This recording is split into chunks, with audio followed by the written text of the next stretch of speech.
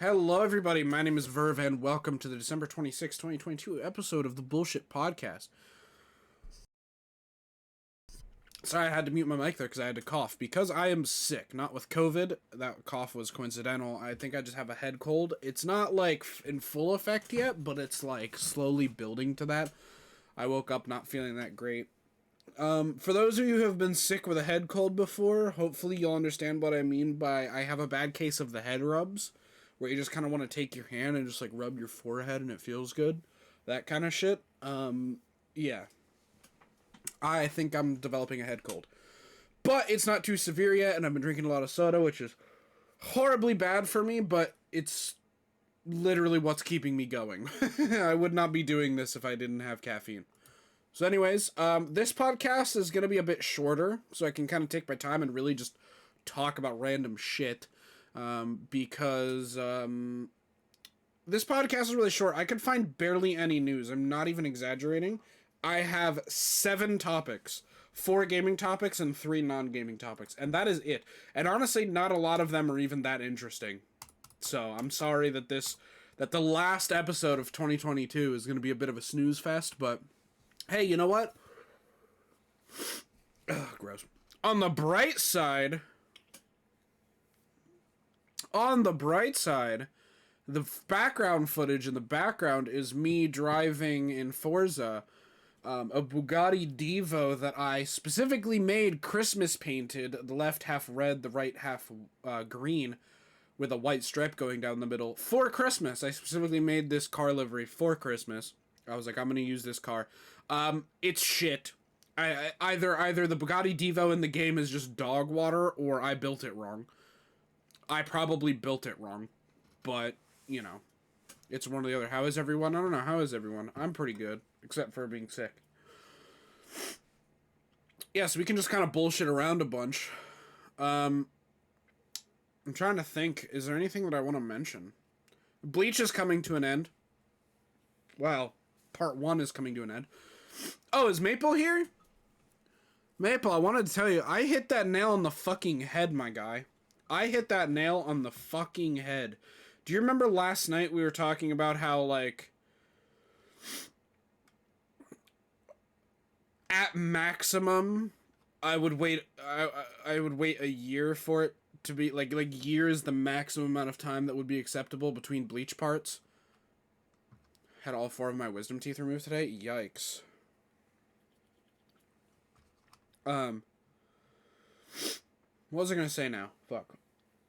Oh yeah, that's right. You remember how we were talking about bleach, and I was like, I hope that it's like, you know, not like a full year or whatever, and it's.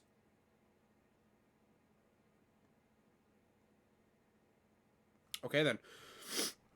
Sorry, I'm scrolling through Twitter because I'm trying to find something. Hold on. Or no, that's right. It's Viz. It's not Viz. Here we go. So Viz Media announced that Bleach Thousand Year Blood War Part 2, The Separation, coming July 2023, dude. I fucking called that.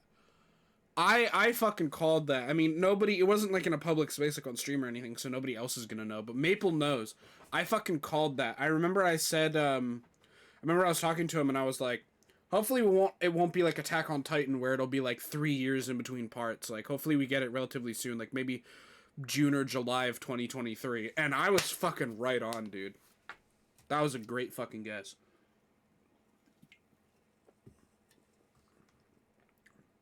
And they already have a trailer out for the new thing, by the way.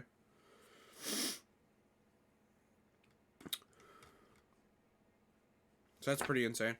And yeah, so we have a whole 1 hour, 2-part episode coming up after the podcast, which which is gonna be kind of wicked.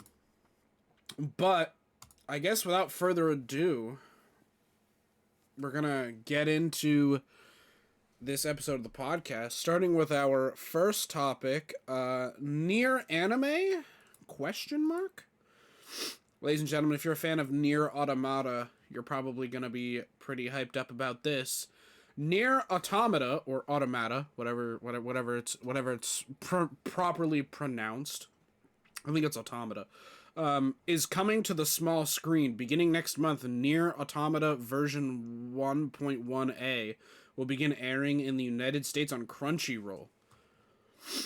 From the looks of it, version 1.1a will stick close to the storyline from the video game released in 2017 as a partnership between publisher Square Enix and developer Platinum Games. Series creator Yoko Taro is also involved with the project. The series is in production at A1 Pictures, a subsidiary of Aniplex. In the past, the production house worked on series such as Black Butler, Your Lie in April, Fate, Sword Art Online, version 1.1a is being directed by Ryoji Masuyama, who's previously worked on Kill la Kill, Evangelion 2.0, You Cannot Advance, and Evangelion 3.0 plus 1.01, Thrice Upon a Time, as well as Gurren Lagann. Nier Automata version 1.1a will begin airing in Japan on January 7th, 2023. As of right now, it's not entirely clear what day it will hit Crunchyroll. However, the streaming service does often have the right to begin showing the anime in the West within 24 hours of their original air times, so time will tell if Nier will get the same treatment. So, yes, Merry Belated Christmas, everyone. Yeah. Nier Automata is getting an anime, which is kind of... I never played Nier Automata. I know people who are fans of Nier Automata, but I've never played it. And it's getting an anime, apparently. It's getting the cyberpunk treatment, I guess you could say.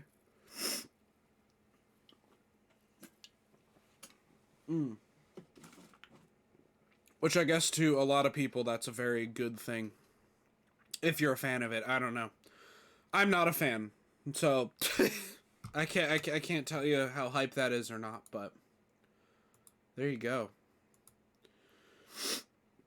I still have not watched the Cyberpunk anime, whatever that's called. What is it called again? Oh yeah, Cyberpunk Edgerunners. I have not watched Edgerunners yet. But yeah, no, my wow, this is hard to concentrate on this while being sick. That's insane. I'm not on any cold message or anything either. I'm just it's just hard to concentrate when I'm suffering. Moving on to our second topic for the day of 2013's Risk of Rain is getting an enhanced remake, and it's coming out next year to celebrate its 10th birthday. Titled Risk of Rain Returns, it spruces up the original with improved art, new survivors, and more. Announced during Nintendo's House of Indies holiday event Day 2. Today, Risk of Rain Returns expands upon the first game while applying the lessons and improvements of Risk of Rain 2. Although Returns does not adopt the sequel's 3D art direction, it features new HD pixel art, balancing tweaks, and new music tracks from composer Chris Christodoulou. I don't know how to say that. It's Christ, right? And then Odoulou. Christodoulou. It also has improved multiplayer with other content updates to be shared in the future. Content updates to be shared in the future. In a press release, Hopoo Games co-founder Duncan Drummond says that as we chart our future as developers, it was important to us that we look back on our early work. Risk of Rain Returns is a small token of our appreciation to this incredible community. We hope everyone is as excited about the future as we are. While still developed by Hopoo, Risk of Rain Returns will be published by Gearbox. Risk of Rain Returns will be available on Switch and PC. So there you go. If you liked the original Risk of Rain, it's getting remade, I guess. It's not just like it's not like a remaster. It's like a fully remake. Like it's a full remake of the game, which is kind of cool. Moving right along to our third topic of the day. Ragnarok fans will rejoice, probably. I don't know. I've never played God of War Ragnarok because I'm not paying $600, $700 for a PS5. Santa Monica Studio has announced that God of War Ragnarok, which hit PlayStation consoles last month, is getting a New Game Plus mode in spring. This news comes by way of a short and sweet tweet posted today by the studio that says, today being December 22nd, by the way, that says spring 2023 is when fans can expect the feature to hit Ragnarok. As for what to expect, though, that remains unknown. Santa Monica Studio says it'll share more details once we get closer to the release. While many had hoped Ragnarok would launch with New Game Plus mode built in, its arrival after the game's release isn't surprising. God of War 2018 received its New Game Plus mode after launch as well. For now, we wait until spring. So there you go. Merry Christmas. Oh, thank you. Thanks for the bits, man. I appreciate it. Yeah, no notification for the podcast, man. Sorry.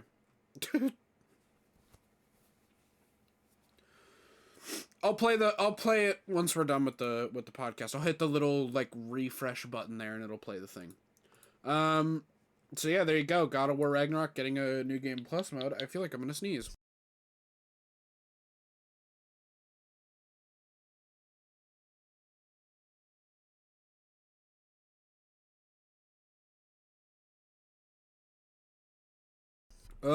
Frick. Oh, that sucks. Hold on.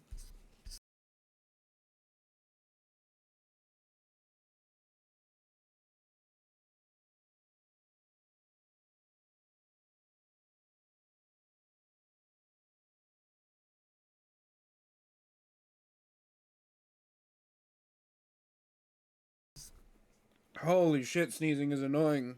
Ugh. Anyway, yeah, so you go. God of War Ragnarok is getting a New Game Plus. That's pretty cool. That's pretty cool. Moving on to our fourth and final gaming topic for today. Sifu is coming to other platforms. The Tough as Nails martial arts brawler Sifu is migrating to Xbox platforms and Steam sometime in March. Not only that, but the game is receiving receiving a big content update free to all players. This update is called Arenas, and as the name suggests, it adds 9 new maps that feature combat challenges. Overcoming these missions unlocks new modifiers that introduce alternative combat moves, cheats, and outfits. Arenas also arrives in March and serves as the latest addition in a roadmap of seasonal post-launch updates that have bolstered the title with more cosmetics, cheats, difficulty settings, and even a replay editor. Sifu is now available on PlayStation consoles, Switch, and PC via the Epic Games Store. Cool. But in March, it's going to Steam and Xbox, which is pretty cool. That's a game that I'm not, like, you know, super crazy, like, wow, I really want to play this game. But, I mean, I guess it's cool. Sifu. Not seafood. Sifu. Sifu. Alright, and that was our last gaming topic already. However, I have a bonus topic that, wasn't... So, I say bonus topic because, this wasn't on the website last night when I grabbed these. So... No, it was. I just didn't see it, I guess. Weird, they didn't have this in their gaming news section. So, ladies and gentlemen, we're going to have a bonus 4.5 topic. We're going to look at Game Informer's top 10 games of 2022. Now, this is Game Informer's list, okay? This is not my personal list, because I doubt I've played all of the games that are even on this fucking list. But according to Game Informer, this is their top 10 games of 2022. So I'm going to read their article. Now that 2022 is behind us, it's time to reflect on our favorite games that were released over the course of the year. While 2022 was, like its 2 preceding years, still marred by game delays and hardware shortages, we have a massive and diverse selection of games to celebrate from the last 12 months. Whether you're talking indie darlings, AAA blockbusters, or anything in between, 2022 delivered several remarkable new experiences, including some that will likely define their respective genres for years to come. We selected and rank our picks for the top 10 best releases of the year, detailing why these games are must-plays. Check out Game Informer's top 10 games of 2022 below, and that's where we're gonna do. So, at number 10, they have Marvel Snap. While cards adorned with popular Marvel characters might be what attracts players to Marvel Snap, the engaging, fast-paced gameplay is what causes them to stick around. So I'm just going to say the game's name and read the first sentence. I don't want to go into, like, a super fucking, long, thing about it. But there you go. Game Informer's number 10 game was Marvel Snap. Their number 9 game is called Tunic. Looking at screenshots and even watching trailers for Tunic promises a Zelda-inspired adventure and starring a cute animal. Frankly, a compelling pitch for any video game, but it's when you dig a little deeper and make meaningful progress that you discover Tunic is far more than the story of an adorable bipedal fox. So, there you go. Tunic, a nice little platformer, I guess. Number 8 is Citizen Sleeper. This brilliant sci-fi role-playing game drops you in the decaying body of a fugitive robot possessing a human consciousness. You awaken on a space station with one goal: survive. That's kind of wicked. Alrighty. That was number 8. Number 7, Marvel's Midnight Suns. After years of delivering successful strategy games in the XCOM and Civilization franchises, Firaxis proves it has equal skill in offering superhero fare. So there you go. I guess Marvel's Midnight Suns. We talked about that, I think, a couple times on the podcast about their characters. We talked about it when it was coming out, and then we also talked about some characters they added. Because, I'm sure that there were some people that, might watch at some point who probably played it. I don't know. Or are playing it, or whatever. Moving on to number 6. Kirby and the Forgotten Land. It's hard to believe Kirby and the Forgotten Land is as great as it is for being the series' first foray into full 3D gameplay. The titular Forgotten Land is full of distinct post-apocalyptic environments. So, there you go, Kirby and the Forgotten Land. Game Informer's number 5 best game of 2022 is Immortality. Immortality is a lot to see, play, and deal with. It's throwing so many ideas, stories, and narrative threads your way out of order with no clues as to their sequence and telling you to deal with them. That sounds like a fucking confusing thing. Their number 4 best game of 2022 is Neon White. Above all else, Neon White wants you to feel cool. Everything from the art, the music, and of course the gameplay, it's all in service to that one simple rule. So we talked about Neon White a few episodes ago, I think. That game was, that game's interesting. It looked interesting anyway. Number 3, Vampire Survivors. Don't let the retro style graphics and uncomplicated control scheme fool you. This simple single stick bullet hell concept perfects the formula used by countless other games to create one of the most impossible to put down experiences of the year. I have heard of Vampire Survivors. I know a few people who are addicted to that game. I will never play it, because I don't want to get addicted to it as well. Their number 2 best game of 2022 was God of War Ragnarok. God of War Ragnarok had to live up to the 2018 soft reboot's excellence, and it had to do so without the tonal shift and gameplay transformation its predecessor came out of the gate swinging with 4 years ago. Ragnarok did just that and then some. So there you go. Number 2 is God of War Ragnarok. And Game Informer's number 1 game of 2022 was Elden Ring. From the moment the underground elevator thrusts you into Elden Ring's lands between, it is clear you have committed to a special kind of experience that does not come along often.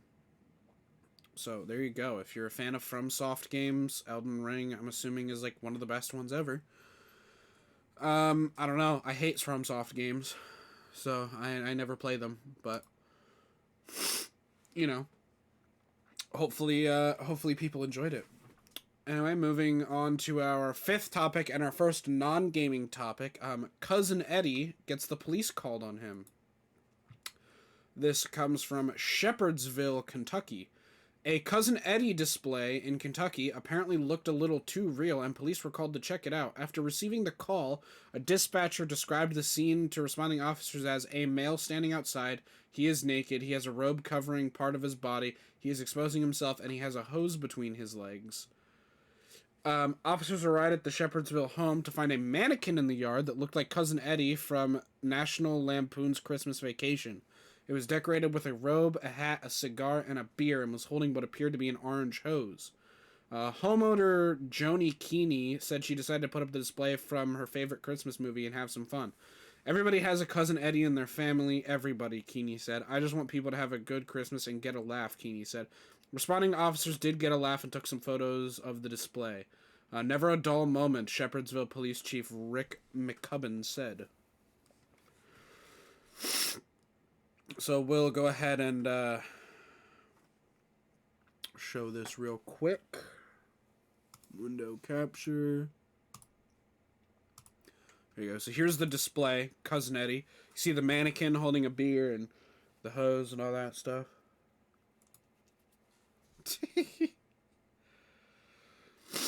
So I guess somebody in the neighborhood thought this was real. They thought this was like a real person just standing out there exposing themselves or something.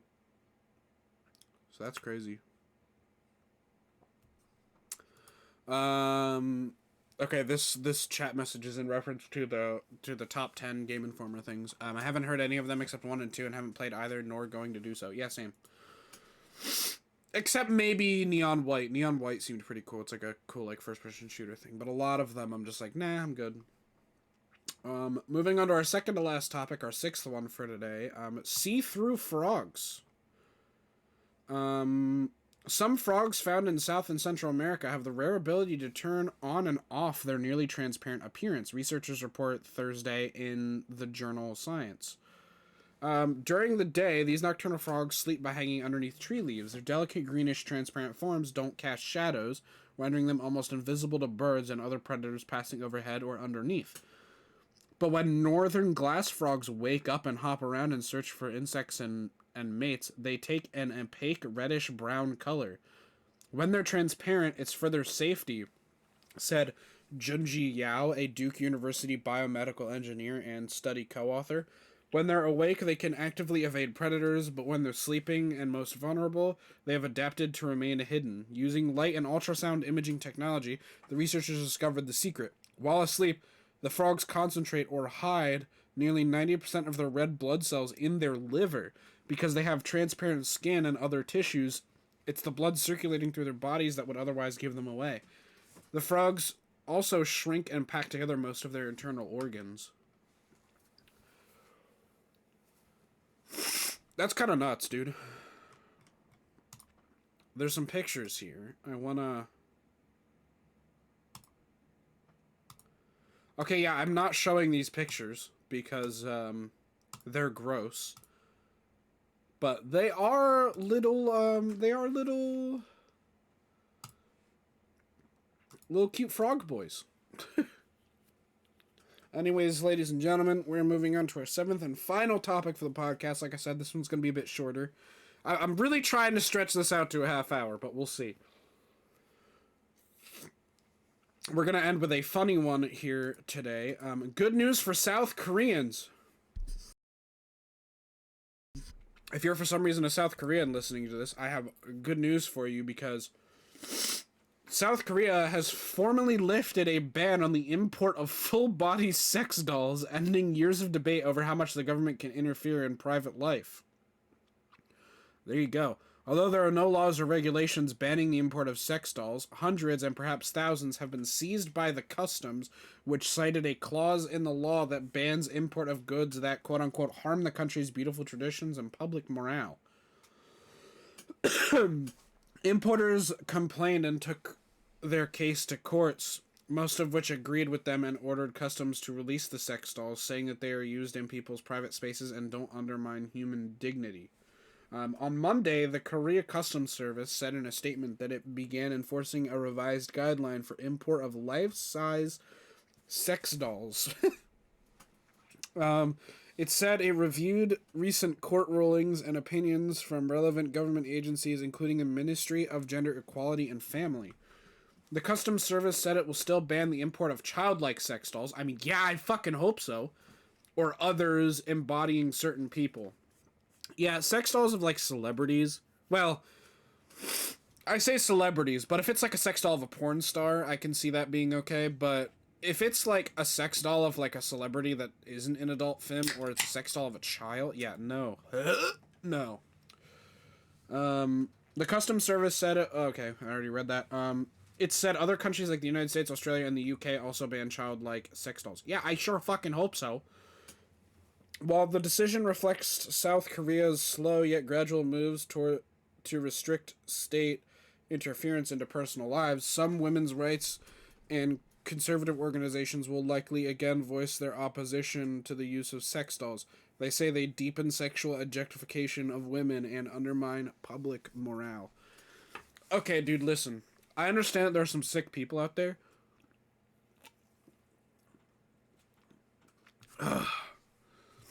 Sorry, I had to take a sip of liquid. Hold on, I gotta blow my nose.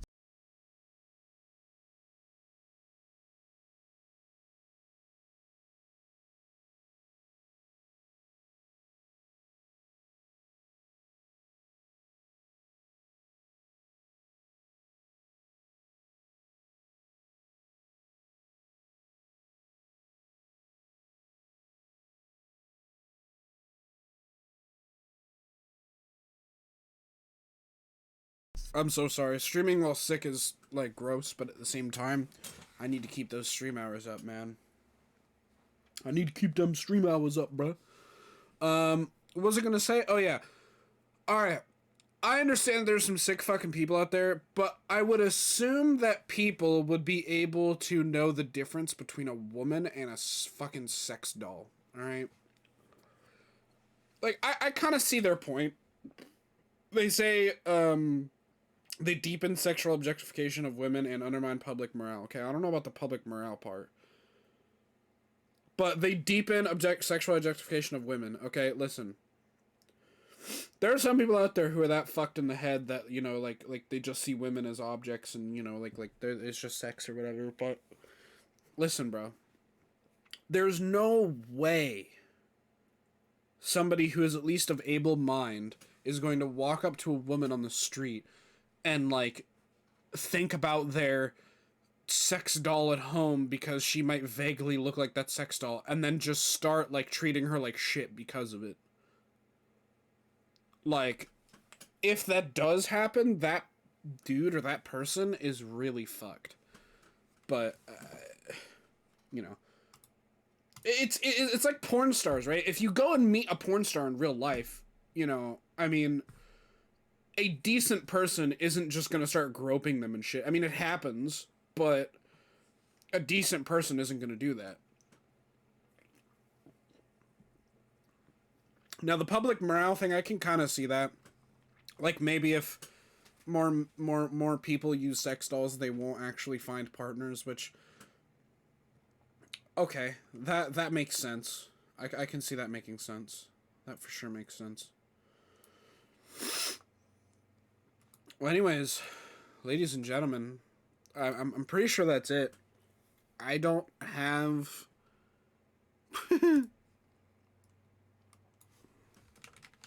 I have no more topics already.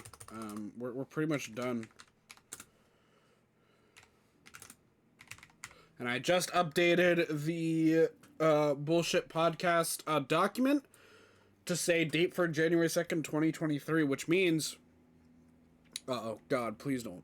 Please no. I have the feeling like I'm gonna sneeze. Okay, I think we're good. That was the last bullshit podcast of 2022. What a way to cap off a relatively shitty year by literally being sick on the last episode of the year. But a happy belated Christmas, everybody. Thank you all so much for watching. I appreciate you. Make sure you hit the like button and subscribe to the bullshit channel for the archives of the Bullshit Podcast. And hey, if you're sitting there on YouTube watching this and you're like, man, I wish I could have heard Verve's sickness in live, like as it was happening, go to twitch.tv/VerveXP. That's Verve, but with an XP at the end, you know. You can go there and catch these live as well as all my other normal streams. So thank you guys so much for watching. I appreciate you, and I'll see you in 2023. Stay safe and bye-bye.